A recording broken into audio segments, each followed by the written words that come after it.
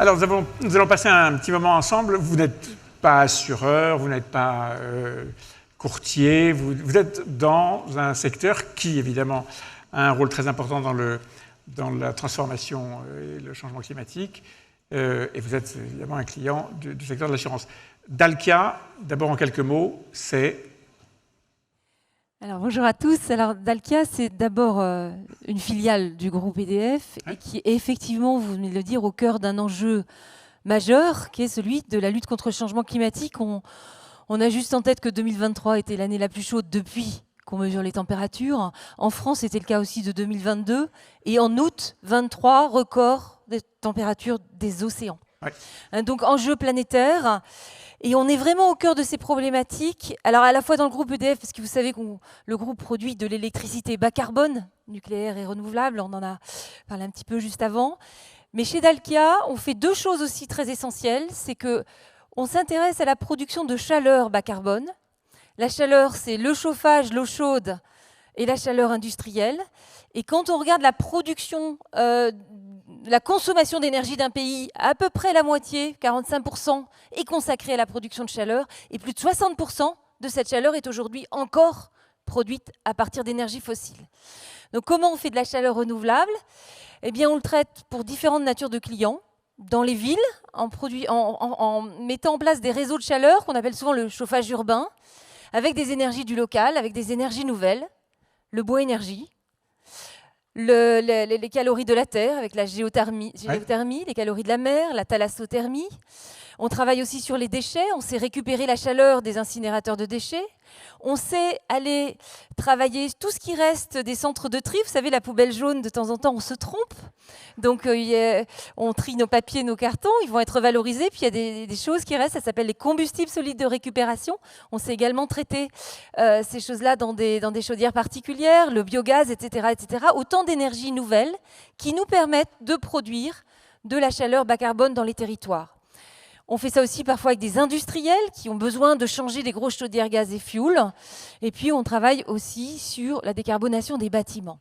Ça m'amène aussi à venir sur le deuxième gros sujet de Dalkia, qui est que pour ne pas émettre de CO2, le mieux, c'est encore de ne pas consommer d'énergie. Donc, on travaille beaucoup chez Dalkia sur comment on accompagne des clients à faire des économies d'énergie, à faire de la sobriété en travaillant sur les comportements, le numérique nous y aide beaucoup, à faire également de l'efficacité énergétique en travaillant sur des solutions qui consomment moins. Et une des spécialités de Dalkia, et comme on est aujourd'hui dans un événement qui parle beaucoup du risque, ça a été aussi de prendre pour le compte de nos clients un certain nombre de risques en nous engageant nous-mêmes.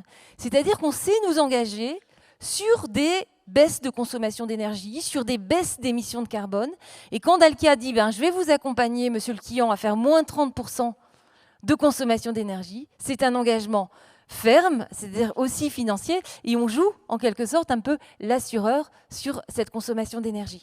C'est important de se dire ça, c'est l'ADN de Dalkia. Le premier contrat de performance énergétique a été signé en 1937. 1937. Oui, un hôpital, pour vous parler de risque un petit peu, un hôpital du nord de la France qui tombe en panne de chaudière en plein mois de décembre, qui n'arrive pas à réparer avec ses propres salariés cette chaudière. Donc vous imaginez la détresse des patients, et qui appelle un petit artisan du coin qui va lui réparer sa chaudière. Mais le sujet démarre le lendemain, c'est-à-dire que le lendemain, il dit « Je ne veux plus entendre parler de ma chaudière, vous allez vous en occuper ». Et donc, je vais signer le premier contrat de performance énergétique qui n'était pas à date sur un niveau de consommation, mais qui était sur un niveau de température. Ouais. Donc, Dalkia s'était engagé, l'ancien Dalkia... c'était pas Monsieur Dalkia. Ouais, exactement. Les premiers services énergétiques étaient nés à cette époque-là. Et c'est vraiment l'ancêtre de l'entreprise Dalkia C'est vraiment l'ancêtre de l'entreprise. Il se trouve que cet hôpital qui se trouve à Villiers-Saint-Denis est toujours client de Dalkia. Donc, voilà, c'est plus exactement un hôpital, c'est un centre de rééducation, mais c'est intéressant de voir.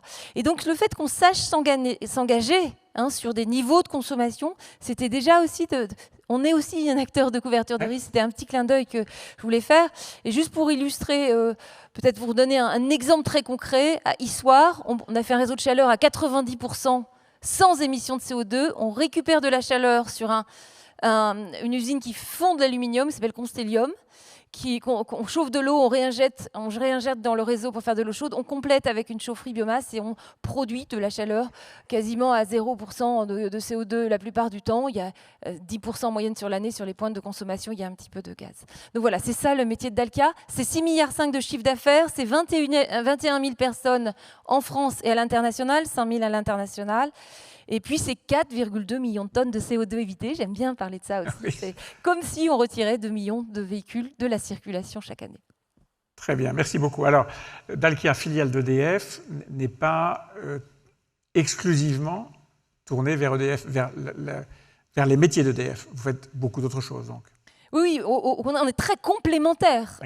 On n'est pas du tout dans la production d'électricité, on est très complémentaires. On accompagne la baisse de l'empreinte carbone des clients, de tous les clients que nous pouvons avoir en France et à l'international dans les pays où nous sommes. Quels sont les risques associés donc, à ces nouveaux modèles que vous nous décrivez ?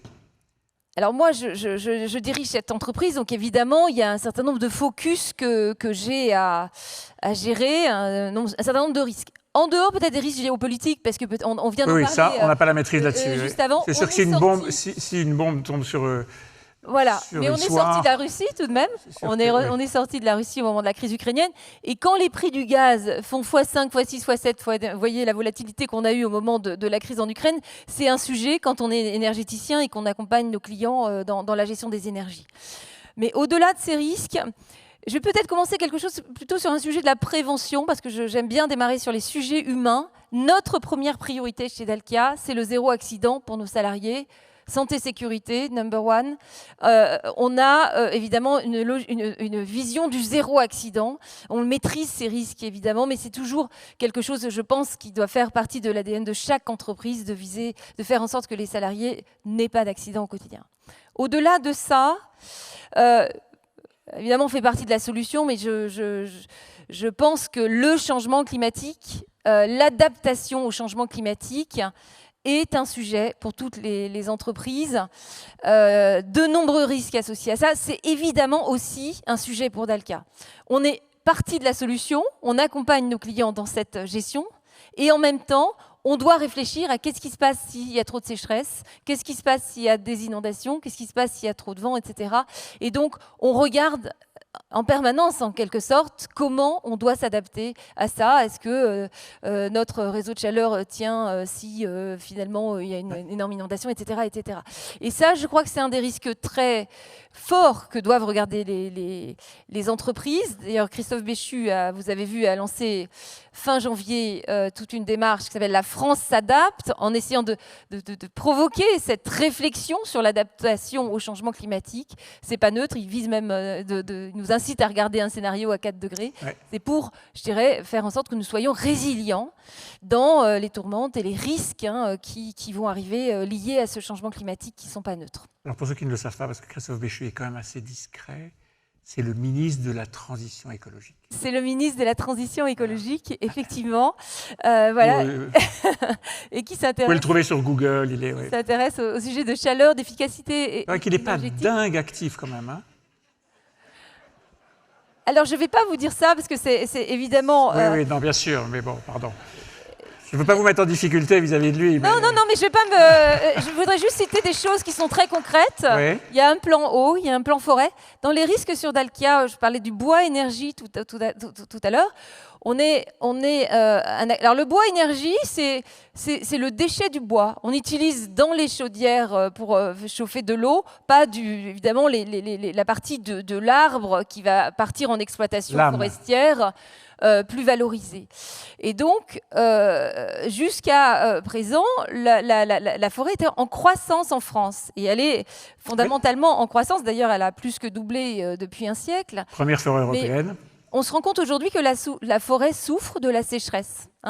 Et donc, ce changement climatique a un impact sur la forêt qui fait qu'il y a des arbres qui meurent.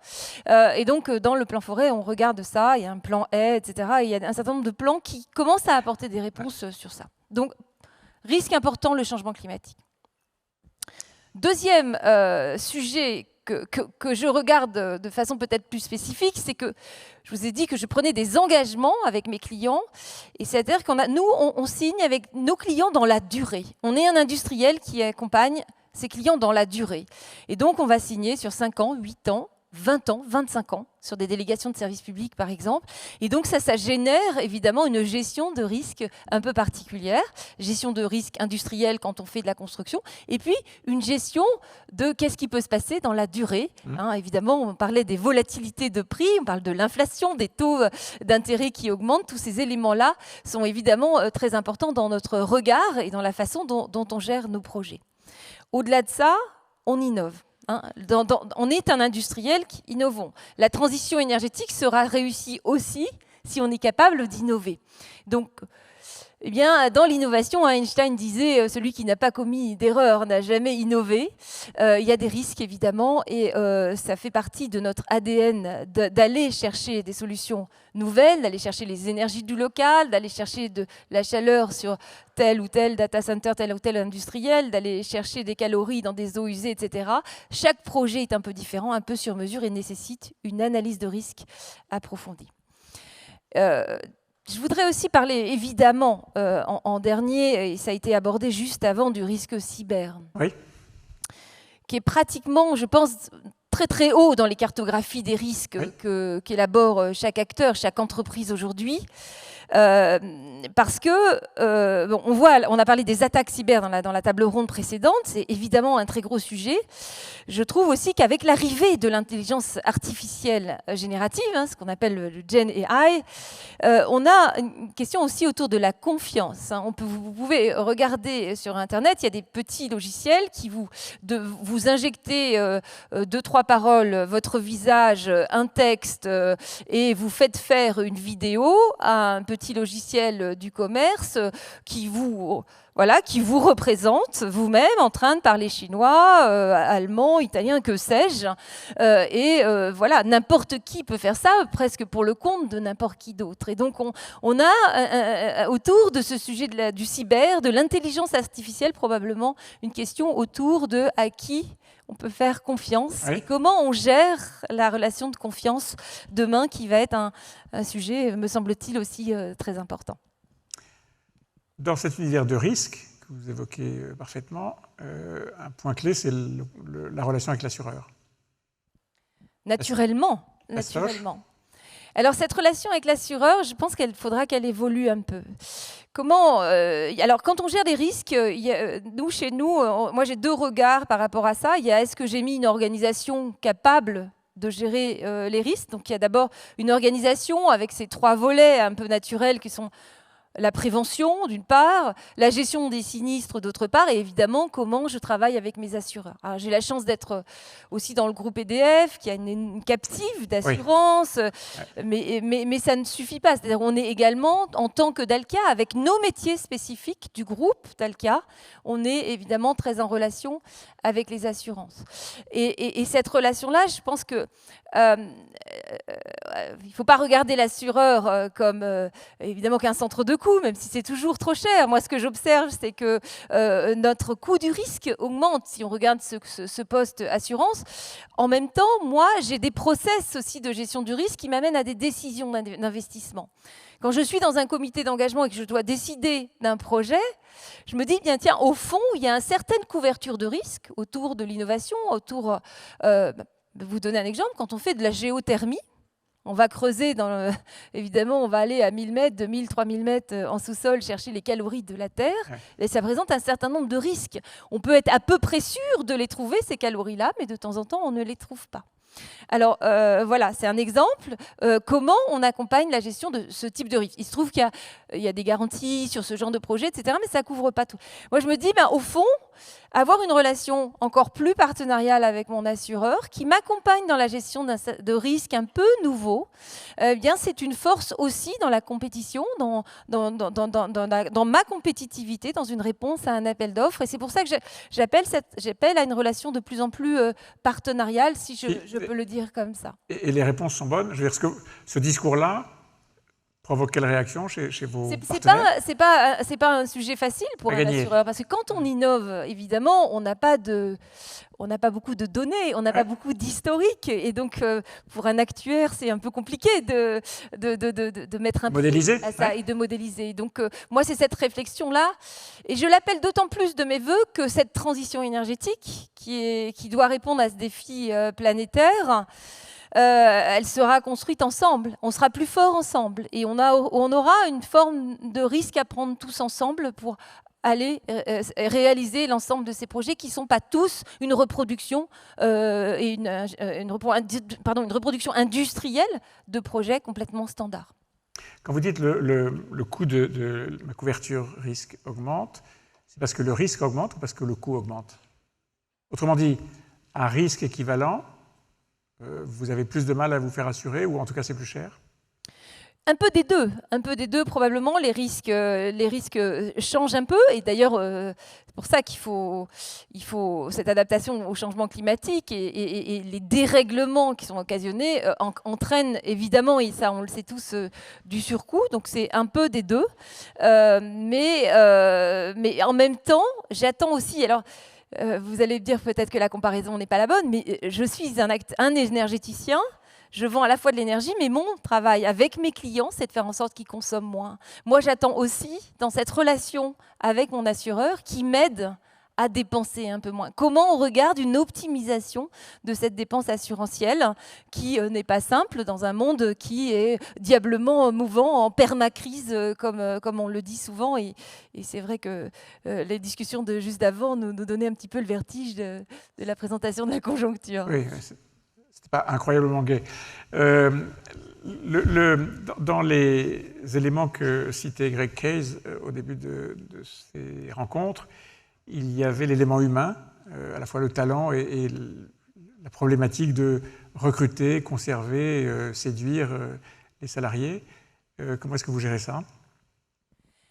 Alors, merci de cette question, d'ailleurs, parce que c'est un risque peut-être qui concerne un petit peu moins le métier des assureurs, mais c'est probable, pour moi, le risque le risque de compétence, de disposer de suffisamment de talent demain pour faire l'ensemble des projets que nous allons avoir à réaliser. Vous avez vu l'Europe qui prend un engagement supplémentaire en matière de transition énergétique avec ce 90% de baisse de CO2 à l'horizon 2040, annonce 660 milliards d'euros d'investissement. Bon, c'est des gros chiffres, mais pour réaliser les projets, en France, on annonce 300 000 emplois créés par la transition énergétique d'ici 2030, des chiffres un petit peu plus palpables. Mais c'est clairement un énorme enjeu de disposer de techniciens, d'ingénieurs de conception, d'ingénieurs de progrès. Et tout ce que je peux vous dire, c'est qu'aujourd'hui, Dalkia recrute, et recrute de façon dynamique. On a en permanence au moins 500 postes, comme on dit, 500 offres d'emploi ouvertes. Et ce que je constate, malheureusement, c'est qu'on a des jeunes qui appellent de leur vœu l'accélération de la transition énergétique. Oui. Et en même temps, on a aussi des jeunes qui n'ont pas forcément toujours très envie d'aller dans des filières techniques qui sont pourtant, de mon point de vue, porteuses de sens, clairement, puisqu'on est dans le changement climatique, qui sont porteuses de métiers qui vont leur offrir des évolutions et des salaires de bon niveau, et qui doivent demain faire en sorte qu'on est sur une filière métier extrêmement inclusive, ouverte sur l'ensemble de la population et des profils, et je le souhaite aussi extrêmement mixte. Et je suis assez mal placée pour dire ça, parce qu'il n'y a pas beaucoup de femmes chez Dalkia, parce que là encore, les jeunes filles vont encore moins, malheureusement, dans les filières techniques. Métier d'ingénieur et d'exécution. Exactement. Et donc c'est un sujet pour vous? Et c'est un sujet pour moi. On pense par exemple, je vais vous citer un métier, alors on a des appellations, on est en train de travailler, on a depuis début janvier, on a mis en exergue les 100 métiers de la transition énergétique sur le site de l'ONICEP. Vous savez que Parcoursup vient d'être ouvert. Il était extrêmement difficile pour un jeune de savoir quel était le métier qui correspondait à une action dans la transition énergétique, du génie climatique, du génie électrique. Oui, ça ne parle pas forcément beaucoup. Eh bien, il y a un métier qui est fortement en tension aujourd'hui et qui est un métier évidemment, vous allez le comprendre pourquoi, de demain, qui est le métier de frigoriste. On pense qu'il manque dès aujourd'hui plusieurs milliers de frigoristes en France pour accompagner et accélérer la dynamique de projets qui sont à réaliser. Et ça, c'est un de vos métiers? C'est un de mes métiers parce que quand vous chauffez, vous beaucoup refroidissez. de chaleur. Je vous ai parlé beaucoup de chaleur, mais quand on est chez Dalkia, on parle de réseau de chaleur et de froid. Quand on est proche de la Méditerranée, quand on va chercher des calories, je vais rentrer un peu dans la technique, quand on va chercher des calories dans la mer, avec des systèmes de pompe à chaleur, on peut faire de la chaleur l'hiver et du refroidissement l'été avec des réseaux de froid. Et donc ça, c'est un vrai sujet, effectivement, de demain, de l'adaptation au changement climatique. Bon, franchement, ce niveau de technique, ça va. Alors ça va. Ça va. Le chaud en hiver, le froid en été, ça, j'y arrive. C'est un métier... Si je parle de la loi de Mariotte, ça va aussi. Ça remonte trop loin. La clim, est-ce que c'est un péché pour le climat? C'est un très beau sujet. Je pense que on va avoir à adresser ce sujet-là. C'est un sujet du climat. Il y a des pays aujourd'hui, par exemple, Dalkia est au Moyen-Orient. Au Moyen-Orient, il fait 50 degrés l'été, et donc il y a de la climatisation. Il faut qu'on arrive à construire des systèmes de climatisation qui soient vertueux et efficaces. Vous avez tous en tête que les petits blocs de climatisation qu'on voit à l'extérieur des façades, qui ne sont pas bien jolis, qui commencent d'ailleurs à fleurir, même ne serait-ce qu'à Paris, on commence à voir. Ça, c'est une vision de la climatisation assez égoïste, parce que pour faire du froid à l'intérieur, il faut prendre le chaud de la maison et le rejeter. Donc on fait des îlots de chaleur dans les villes, et donc c'est pas bon du tout. Et donc nous, ce qu'on propose, et là d'ailleurs Dalkia ne va pas aller poser des clims individuels. Nous, on met en place des réseaux d'eau glacée, un peu comme des réseaux de chaleur qui circulent dans le sous-sol et qui vont refroidir les bâtiments de façon beaucoup plus efficace. Et là encore, c'est évidemment des technologies qui vont se développer et pas qu'au Moyen-Orient, je pense. Donc ça veut dire qu'à Paris, quelle que soit la manière, soit les boîtes individuelles, soit les réseaux, on va vers une ville climatisée comme on peut l'avoir. Alors, bien sûr dans les pays très très chauds, mais aussi aux États-Unis où c'est d'une évidence absolue d'avoir climatisé ça. Moi j'imagine que quand il va commencer à y avoir des pics de chaleur fréquents au-delà de 40-50 degrés, on va avoir évidemment cette réflexion autour de la climatisation qui va s'orchestrer, et donc il va falloir réfléchir de la climatisation collective, efficace énergétiquement, qui va chercher des calories qui ne sont pas des calories carbonées pour produire. Et donc, on a des solutions, ça fait partie de nos métiers, et on aura besoin de compétences. Quand vous regardez les 5 ou 10 ans qui viennent, quel est le principal risque qui pèse sur votre métier? Alors, moi d'abord, c'est vrai que on est dans une dynamique de la solution. Donc, je ne réponds pas exactement tout de suite à la question, c'est que la dynamique de solution, on est d'abord dans une opportunité de projet. Et donc, c'est vrai qu'on a une ébullition aujourd'hui chez Dalkia qui fait qu'on est porté, et c'est tout à fait passionnant d'être contributeur de cette lutte contre le changement climatique. Donc, le risque, au fond, qu'on a, c'est que finalement, imaginons, le prix du gaz redevient des prix très très bas, que finalement, on n'arrive pas à rendre économiquement tenable la réalisation de cette transition énergétique, parce qu'il n'y a pas de prix au CO2, parce que le prix du gaz redevient très bas, que des acteurs arbitrent, etc. Et que les projets ne se réalisent pas. Je pense que la transition énergétique a un coût. La question, c'est lequel. Et ça, évidemment, si ça coûte trop cher, peut-être qu'à un moment donné, certains industriels, certaines collectivités arbitreraient.